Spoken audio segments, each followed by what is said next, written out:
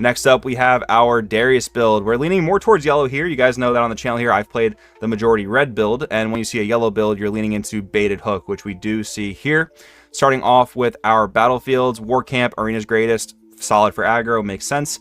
And another Candlelit Sanctum, just fixing that consistency. Consistency usually wins out in card games, so I can't fault these players for that at all.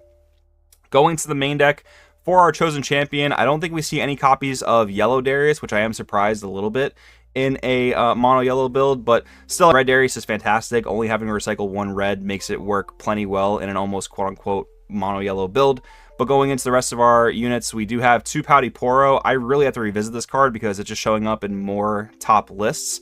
Deflect is fine, but I think just being the 2/2 consistency piece that it is, I would be curious to see why this build isn't playing like Legion Rearguard, for example. Just for like that haste option, it's so good for being able to sneak a final point, but I would love to know why that would be. Anyways, for our other units, pretty standard stuff. Poro, Glory Seeker, Faithful Manufacturer, so we are leaning into a little bit of a token spam build, as well as the final Vanguard Captain. And then stuff you see standard with baited hook, that's the Spectral Matron. Very strong effect, but generally you don't want to recycle the 2 yellow for it, so it's best played off of baited hook, but when you resolve it, it's pretty strong.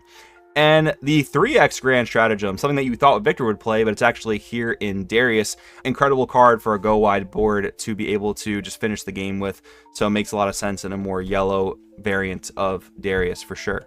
Down in the side deck, we see Salvage once again. This might be one of the reasons why yellow is so strong here, because if Aurora is the thing to beat in this format where it's like control deck that you really have to get under, that might put yellow in a really good position, because yellow has some of the best, honestly the best gear removal in the game. And 3 Iron Ballista, this is another card that I think I'll have to revisit a little bit. Notably, it's very good against Master Yi, against their Wielders of Water and Stalwart Poro, because it does just remove those out of the battlefield and not allow them to get the buffs with their leader ability. So it's definitely very good in that matchup, and if everyone's on Yi, seems like a good call.